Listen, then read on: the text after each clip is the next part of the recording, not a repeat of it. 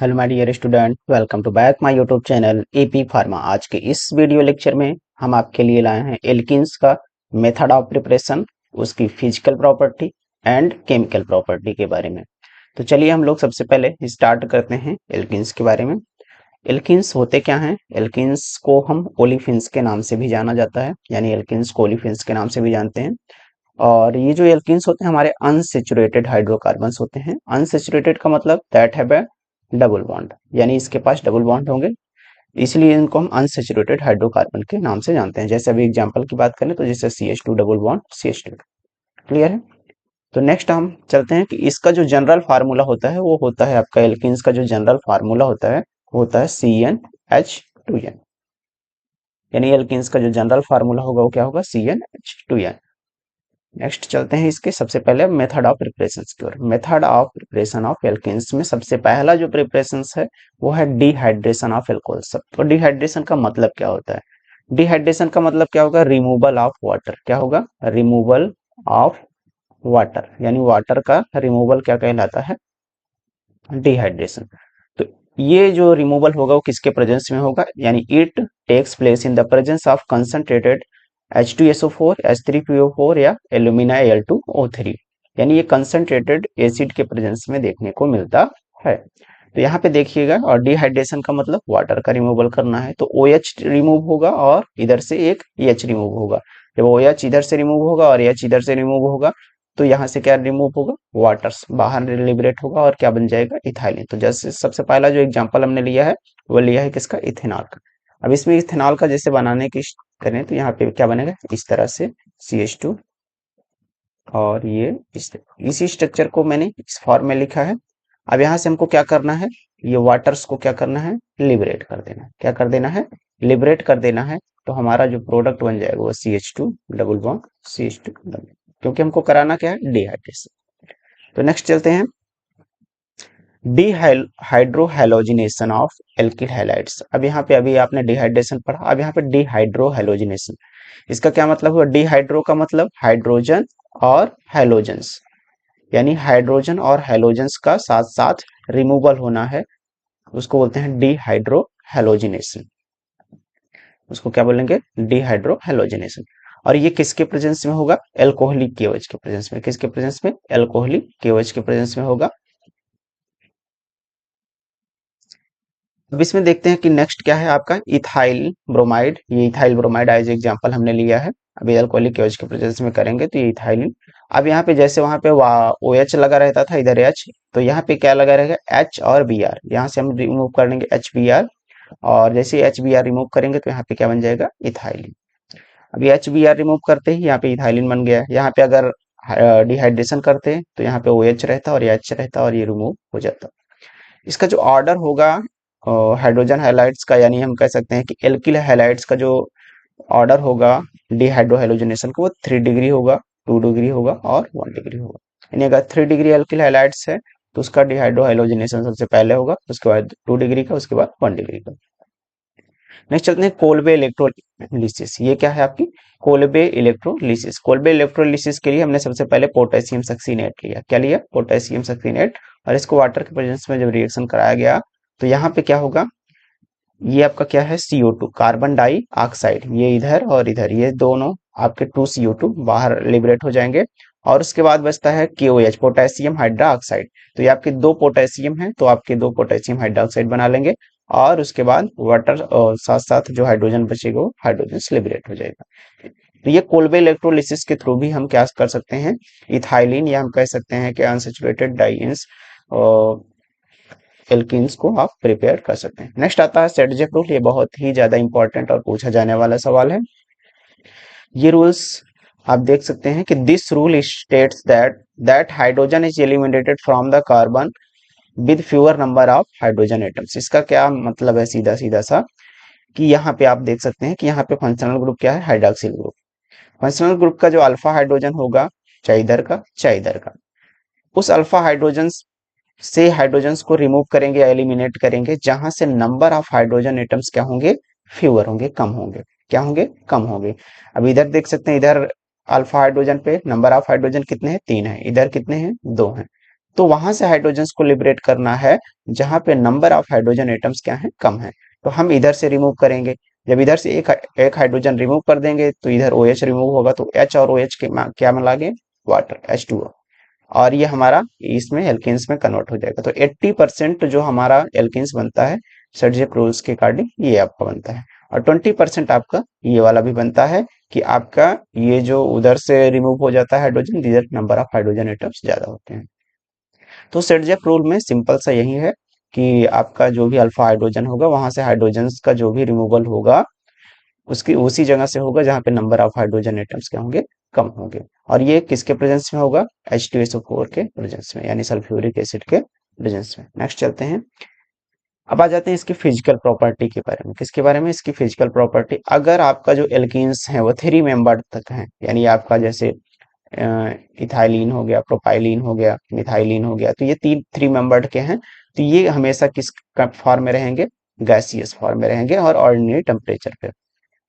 अगर 4 मेंबर से 14 मेंबर्स के बीच का एल्कीन है तो वो किस फॉर्म में रहेगा, लिक्विड फॉर्म में। किस फॉर्म में रहेंगे, लिक्विड फॉर्म में। और अगर 14 हम कह सकते हैं कि मोर देन 18 मेंबर्स होते हैं तो वो किस फॉर्म में रहेंगे, सॉलिड फॉर्म में रहेंगे। और एल्कीन्स हमेशा स्लाइटली कह सकते हैं, slightly alkenes are slightly soluble in water but dissolve freely in organic solvents, यानी ये वाटर्स में स्लाइटली सॉल्युबल होते हैं बट ये ऑर्गेनिक सॉल्वेंट्स में फ्रीली डिजोल्व हो जाते हैं। तो नेक्स्ट चलते हैं इसकी केमिकल प्रॉपर्टी की वजह। अब ये है इसकी क्या, केमिकल प्रॉपर्टी। केमिकल प्रॉपर्टी में सबसे पहला जो इम्पोर्टेंट है, सबसे इम्पोर्टेंट रिएक्शन है मार्कोनिकॉफ। ये मार्कोनिकॉफ रूल्स बहुत ही ज्यादा इंपॉर्टेंट होता है, बहुत ही ज्यादा पूछा जाने वाला सवाल होता है। इसका मैंने एक अलग से वीडियो लेक्चर तैयार करके रखा है, आप प्लेलिस्ट में जाकर के मार्कोनिकॉफ रूल्स को देख सकते हैं। वहां पर उसका एक मैकेनिज्म ऑफ एक्शंस भी साथ साथ सारी सारी चीजें उसमें बताई गई हैं।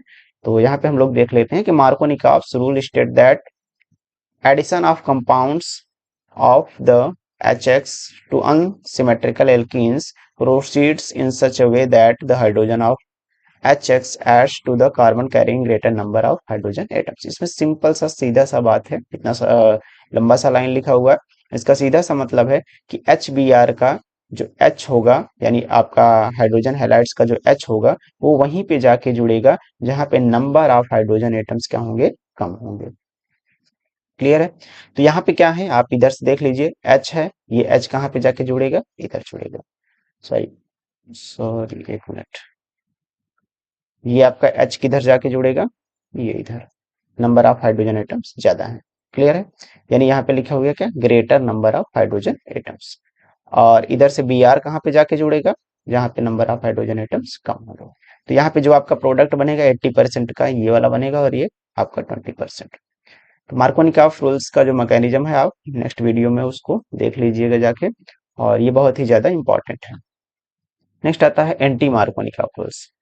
एंटी मार्कोनिकॉफ रूल्स क्या है, एंटी मार्कोनिकॉफ रूल्स आपका मार्कोनिकॉफ के जस्ट उल्टा होता है, और इसमें हाइड्रोजन पेरोक्साइड यूज किया जाता है या पेरोक्साइड यूज किया जाता है फ्री रेडिकल्स को जनरेट करने के लिए। तो यहाँ पे लिखा हुआ है peroxides are used to produce free radicals. और anti Markovnikov rules only applicable with HBr, यानी हाइड्रोजन ब्रोमाइड के लिए ही अप्लीकेबल होता है।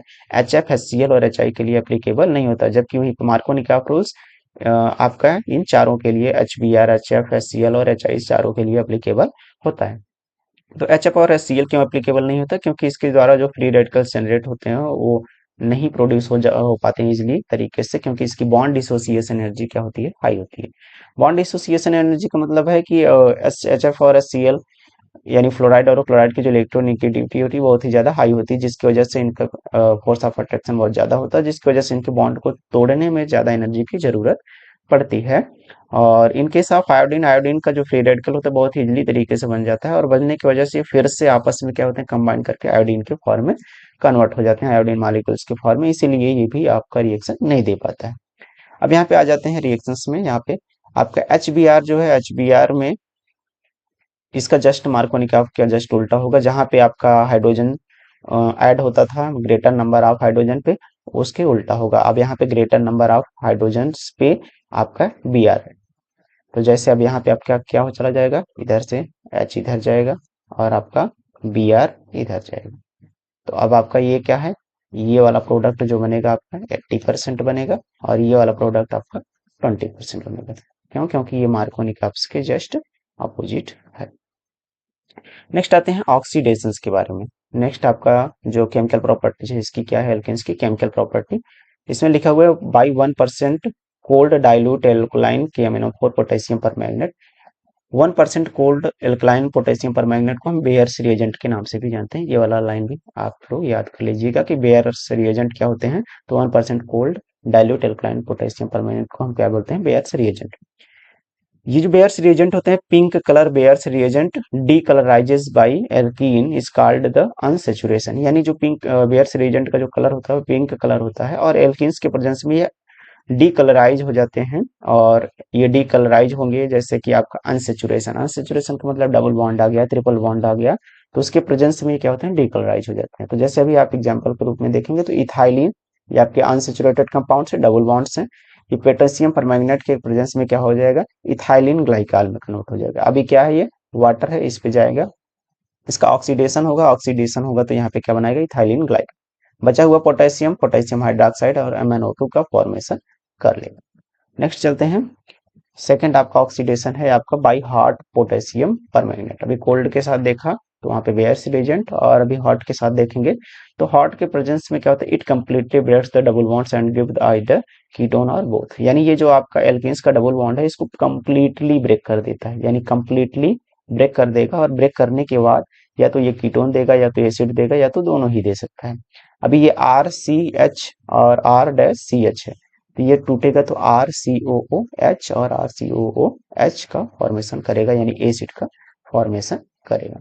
जैसे अभी अगर आपने एग्जांपल ले रखा है CH3 CH double bond CH C2H5, आपका जो प्रोडक्ट बनेगा वो क्या बनेगा, CH3COOH यानी एसिटिक एसिड बन जाएगा, और प्लस आपका CH3CH2COOH, ये आपका मिल जाएगा इस तरीके से प्रोडक्ट। नेक्स्ट चलते हैं ओजोनोलिसिस, ये भी बहुत ही ज्यादा इंपॉर्टेंट है ozonolysis. Ozonolysis of alkene gives aldehyde और कीटोन्स। जब भी हम ओजोनोलिसिस कराते हैं तो वो या तो एल्डिहाइड देगा या तो कीटेन देगा एल्केन्स का। तो ये क्या है, आपने एग्जांपल लिया है इथाइलिन, क्या लिया है, इथाइलिन। इथाइलिन का जब ओजोनोलिसिस कराएंगे तो सबसे पहले इस पे क्या होगा, ओजोन्स का एडिशन हो जाएगा। एक बॉन्ड टूटेगा, टूटने के बाद यहाँ पे ओजोन्स का एडिशन हो जाएगा, जिसको हम बोलते हैं मोनो ओजोनाइड। क्या बोलेंगे, मोनो ओजोनाइड। अब ये क्या है, जिंक वाटर के प्रेजेंस में या जिंक एसिड के प्रेजेंस में अब यहाँ पे क्या हो जाएगा, ये जो ओजोन्स का है ये शिफ्टिंग हो जाएगी, और शिफ्टिंग होने की वजह से अब यहाँ से क्या करेगा, एक बॉन्ड इधर से ब्रेक होगा, एक बॉन्ड इधर से ब्रेक होगा। जब ये बॉन्ड इधर से ब्रेक होगा तो ये इधर से क्या बन जाएगा, CH2O, और एक इधर से बन जाएगा CH2O। इसको हम बोलते हैं HCHO। अगर इसको लिखना चाहें HCHO, यानी ये आपका क्या है, HCHO, ये भी आपका HCHO ही है। यानी ये इसको हम बोलते हैं फॉर्मल्डिहाइड, या इसको भी बोलते हैं फॉर्मल्डिहाइड। तो यानी यहाँ पे बनना क्या था, एल्डिहाइड या कीटोन। यानी हम कह सकते हैं कि अगर हमने दो कार्बन्स का लिया है, यहाँ पे अगर मैं इसको ले लूं CH3 CH double bond CH2, तो इसका जो ओजोनोलिसिस कराने पर जो प्रोडक्ट बनेगा वो क्या बनेगा, इस डबल बॉन्ड को हम लोग तोड़ देते हैं। इसको हमने जब तोड़ा तो तोड़ेंगे तो यहाँ पे क्या बनेगा, CH3 CHO प्लस यहाँ पे क्या बन जाएगा, HCHO। क्या बन जाएगा, HCHO। तो ओजोनोलिसिस के थ्रू आपने देखा कि CH3 CH2 को अगर मैंने तोड़ा तो CH3 CHO बना एल्डिहाइड। नेक्स्ट आपका लास्ट जो आपका रिएक्शन आता है वो है आपका हाइड्रोजनेशन। हाइड्रोजनेशन का मतलब क्या है, एडिशन ऑफ हाइड्रोजन। क्या है, एडिशन ऑफ हाइड्रोजन को क्या बोलते हैं, एडिशन ऑफ हाइड्रोजन।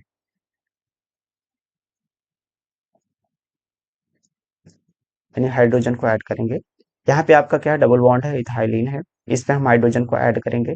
जब हाइड्रोजन को ऐड करेंगे तो इसका डबल बॉन्ड ब्रेक हो जाएगा और हमें क्या बन जाएगा, इथेन। यानी डबल बॉन्ड से यानी सिंगल बॉन्ड में बनाना है, और ये प्लेटिनम के प्रेजेंस में होगा।